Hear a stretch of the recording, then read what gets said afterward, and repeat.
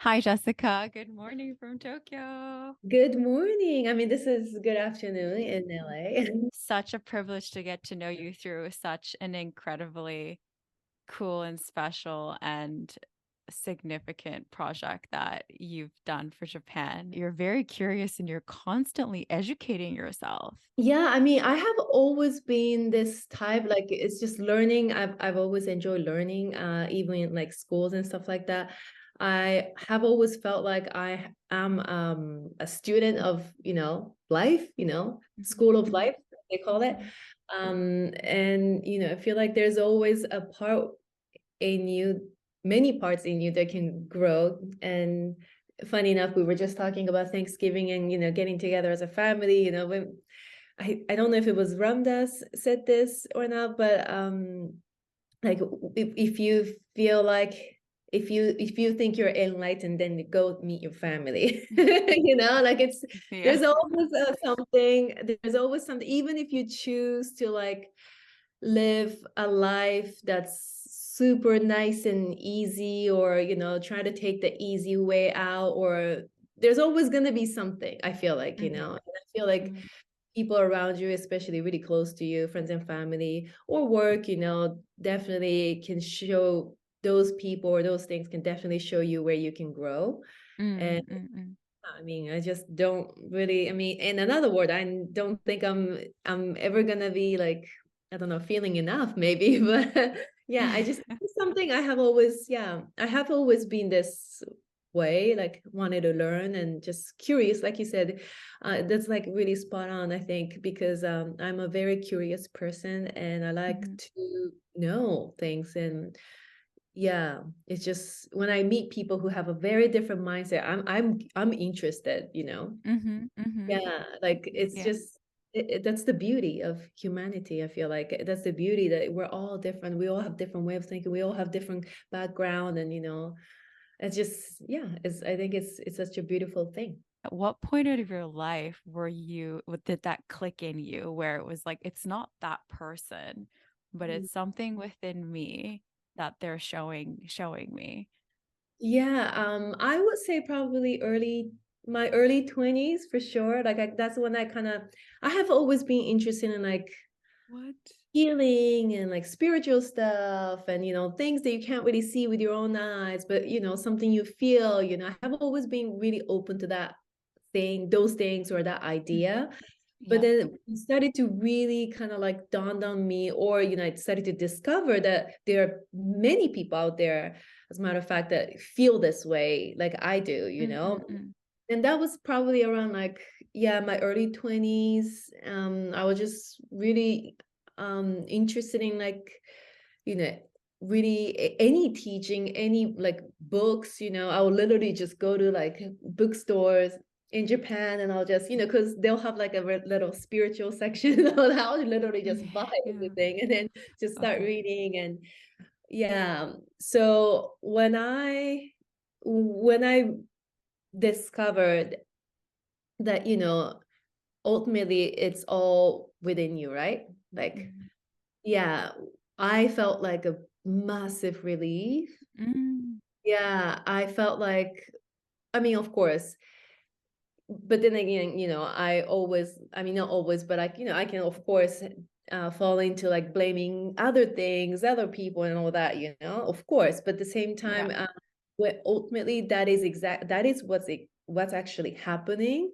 That made me feel so much, I don't know, what's the word? Yeah, relief. But I feel like, what's the word that I'm looking for? I just felt, Freedom. yeah, exactly, freedom. Yeah. Mm-mm-mm-mm. That I don't have to blame others or the things Mhm. that happen to me. I can actually change with myself. It doesn't involve other people, other things, you know what I mean? Speaking of letting go, when you Mhm. let go of things, do you think other things come in? Definitely, yes, for sure. Mhm. Because I mean, like right now, I'm actually going through like my closet and trying to kind of clean things up, because, it's true. Like if you don't like let things go. Like for example, like my closet, I have so much clothes, and if I don't let some of my clothes go, I can't. Even if I buy clothes, I won't fit in my closet. Just Literally. physically, right? Yeah, I do feel like and energetically as well. So I definitely do think that when you truly let go, that's when that's when you can finally open the door, and that's when the light comes through, I think. The book you wrote about identity, and it's such an incredible book. It brings me so much joy that you've created something like that. In life altering situations that's inevitable in life, it just happens and it happens for us.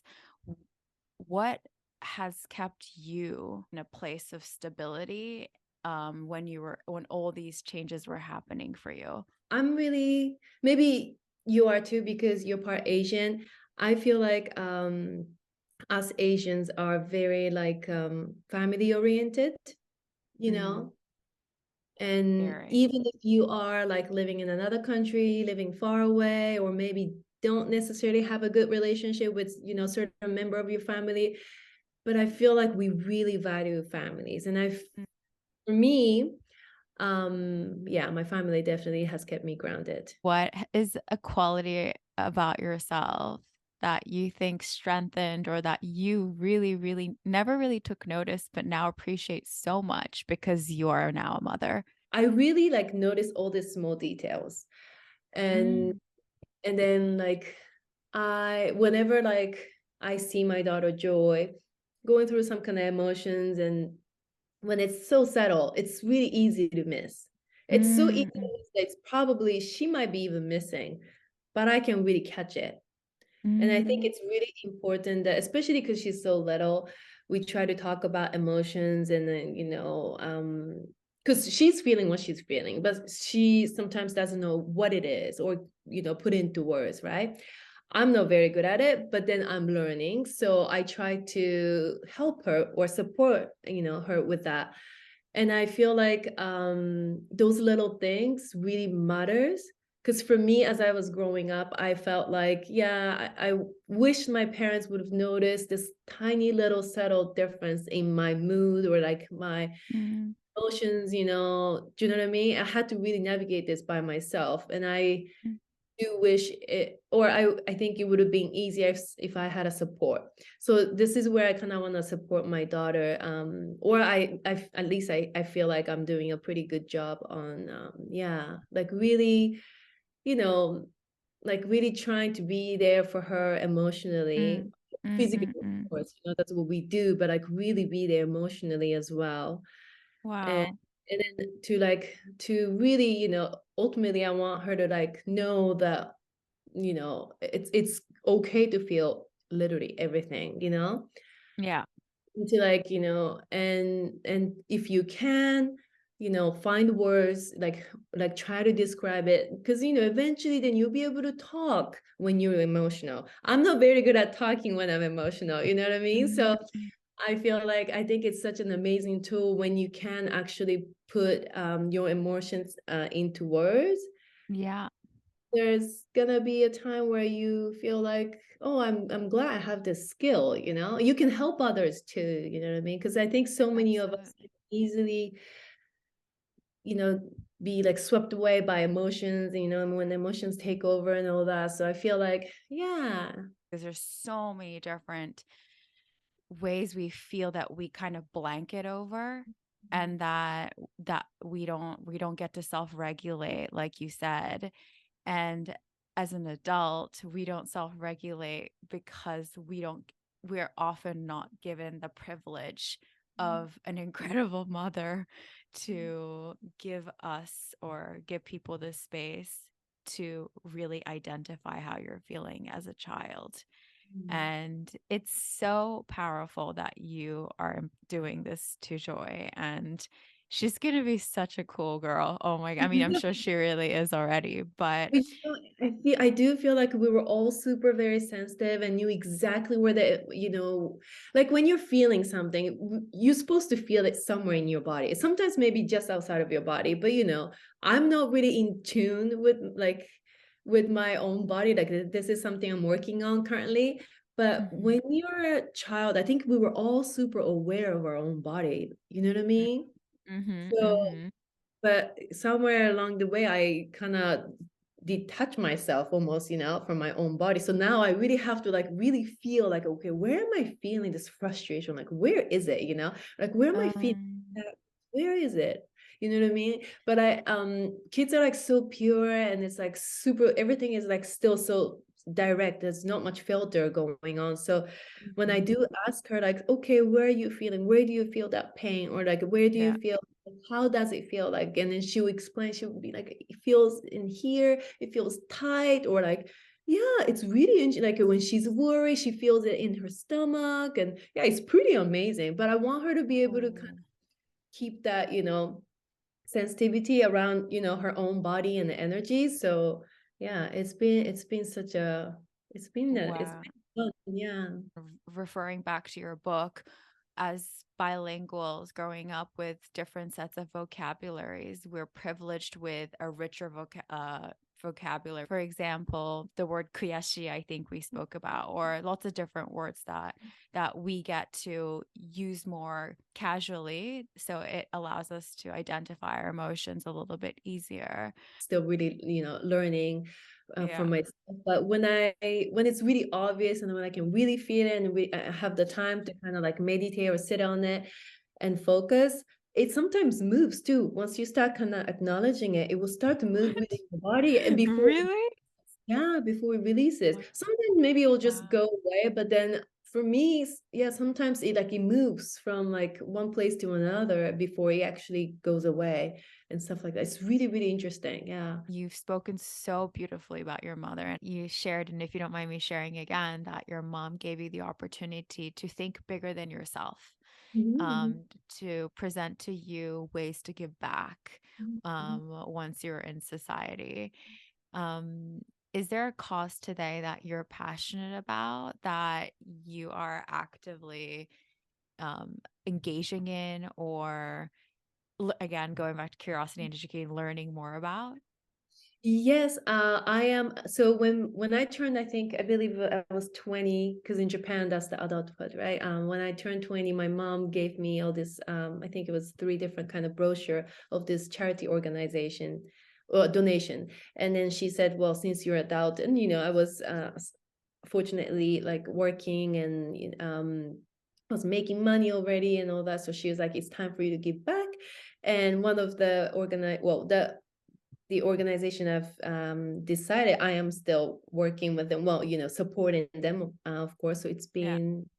it's been almost 20 years. It's crazy. Yeah, 18 years.